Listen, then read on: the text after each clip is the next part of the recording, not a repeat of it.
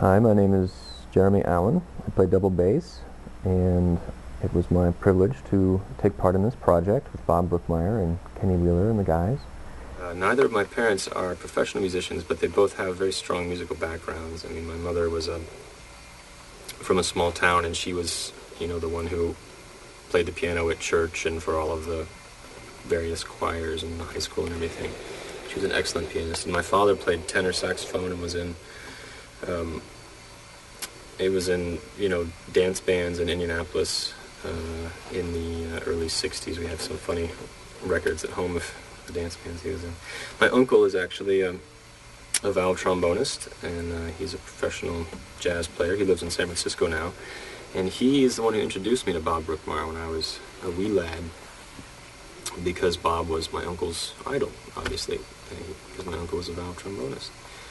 And I was very pleased at the end of my stay at the New England Conservatory to be able to invite my uncle out from San Francisco to meet Bob, because we had a big concert and Bob conducted and played and everything. And my uncle got to meet Bob, and I think it meant a lot to him. He was very happy to have done it. I played piano when I was a little kid. My parents let me start studying piano when I was probably 8 years old, and I still play. I studied for a long time and enjoy it very much, and many musicians play piano, at least a little bit of it. At some points I was playing more than just a little bit of it, and I still use it. I still use the piano as a tool and enjoy playing. I played trombone when I was in middle school and high school. I guess you show up for band class, and whatever they need, they hand to you, so they gave me a trombone. Plus, my uncle is a valve trombonist, a professional jazz player, and there was always jazz in his house, and he had bands in Indianapolis, and taught my brother and I a lot when we would get a chance to learn from him. And he incidentally had a chance to come to Boston and meet Bob at one of the concerts we played with him, and it was one of these great moments to get to meet his hero, Bob Brookmeyer. And I went to college for trombone. I studied trombone at Indiana University and got a degree in classical trombone. But I always was envious of bass players when I saw jazz groups and when I was playing in big bands. And I picked up the electric bass and started playing rock and pop and everything that 18-year-olds do. And the timing maybe isn't exact. I started playing upright at one point. Started studying the double bass with one of the students at the school and was involved in a lot of musical projects. And then somebody gave me an Ornette Coleman record with Red Mitchell and Don Cherry and Ornette and Ed Blackwell. And I can't remember if it's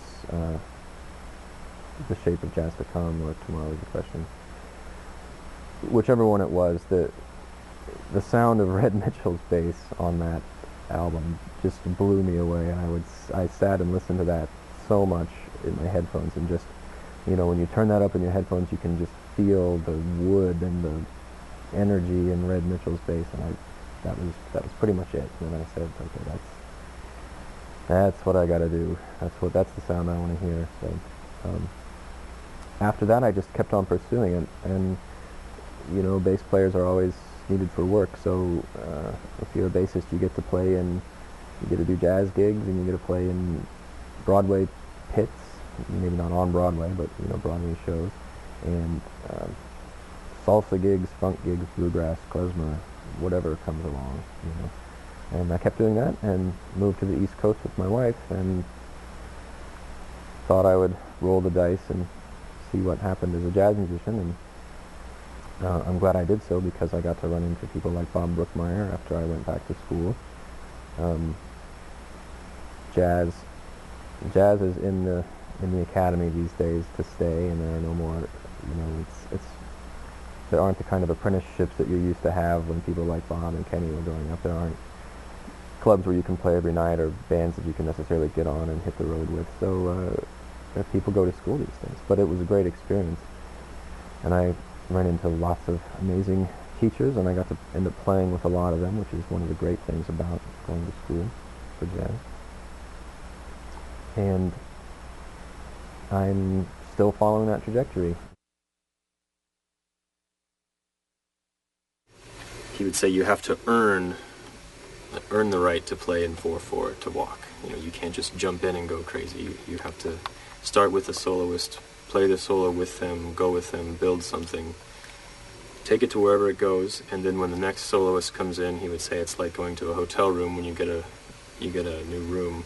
They change the sheets for you. You always have to change the sheet for the next soloist. He would try to get you to approach every situation, differently and kind of with a fresh slate, and to never get into the habit of just sort of providing a generic background over which soloists play. So, and he would teach you to listen to what the soloist was doing, and he would teach you that the soloist listens to what you're doing. And so we'd play duets and kind of feed off of each other, and that was a very remarkable, formative experience to be playing with Bob Brookmeyer and to see a smile on his face because you were giving him something to work with, and to have a little musical interaction with him.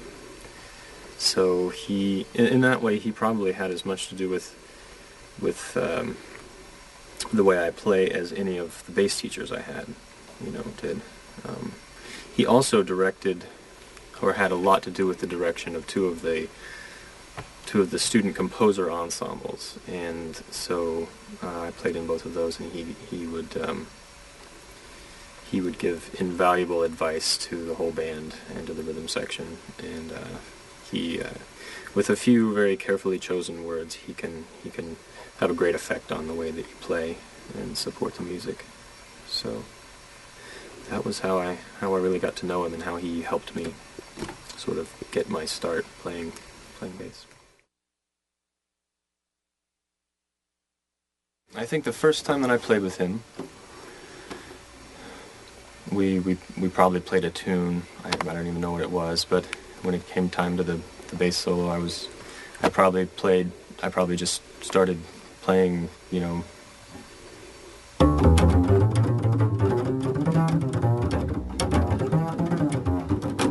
Didn't make any sense. It probably wasn't as incoherent as that. But he would say stop, and he would say, I don't care what we're going to play on, just play a phrase. So you'd say, well, what do you mean? He would say, just play.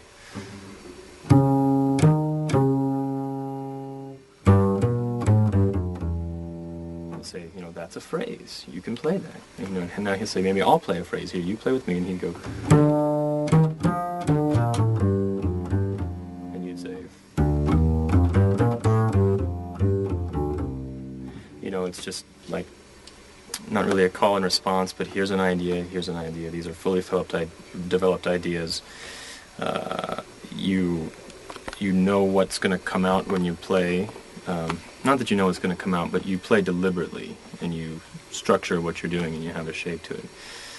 And that's what I always liked about his playing. His solos his lines make so much sense, and compositionally they work so well, and they're all very creative and very simple. Not always very simple, but oftentimes very simple and beautiful. And anyone who can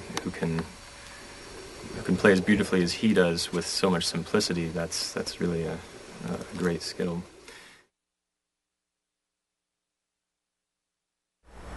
Right now, I am listening to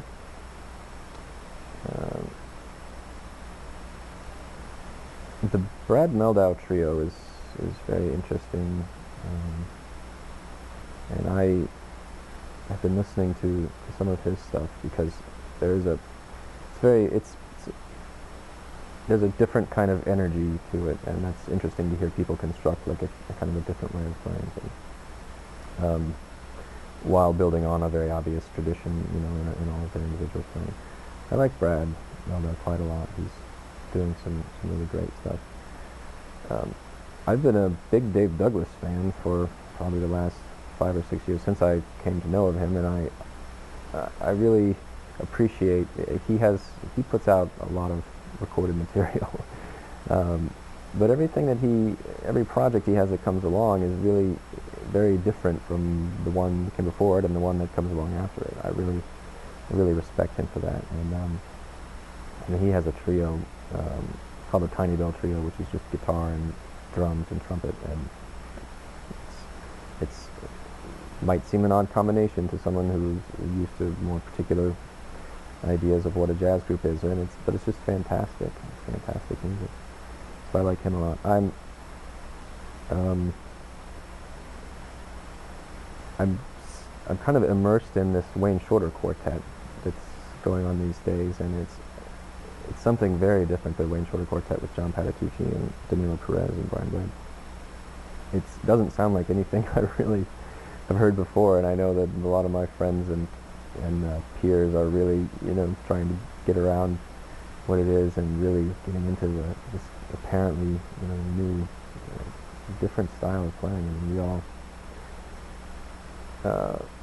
I love all of the musicians in that band individually for their projects that they've done, and together they make something that is just not what you would expect, and really fascinating, interesting to listen to.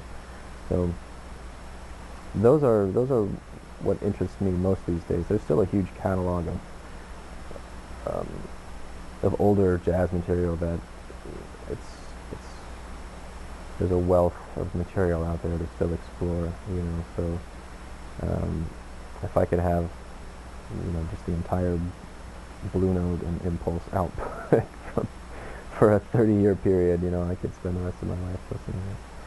So I'm still getting into a lot of other jazz. And I found since being in New York City that what's happening in the world of contemporary concert music, I guess they'd call it, what some would call classical music, or Western art music, whatever. There's a really vibrant scene here going on for that, and you can see new music concerts, any day of the week that you want to in the city. And there are 2 daily radio shows that focus on new music, and there are composers coming in off of the street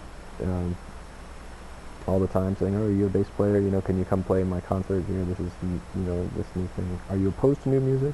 Oh, well, then come play." And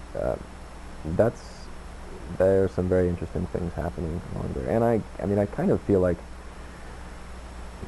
the progress that's being made in jazz, or that will be made, future jazz, and whatever is happening with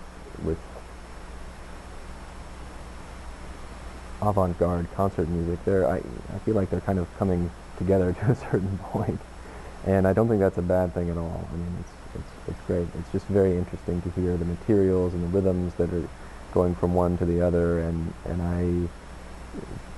there are people playing jazz today that I would very easily say, that's amazing.